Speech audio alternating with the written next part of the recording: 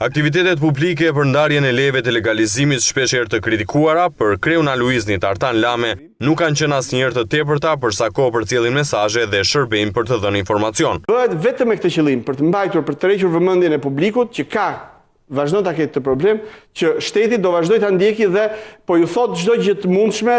Dhe nga studio e lajmeve të Ora News, Artan Lame ju ka kujtuar të gjithë atyre shqiptarëve që kanë një apartament në zonat bregdetare se kanë kohë deri në 24 prill për ligjërimin e tyre. Qytetarët që kanë bler apartamente në Bregdet dhe që nuk kanë rregulluar statusin juridik të tyre, pra janë apartamente me leje, por statusi juridik i trullit është i pa rregulluar për shkak se nuk është mbyllur procesi, të vinë të aplikojnë.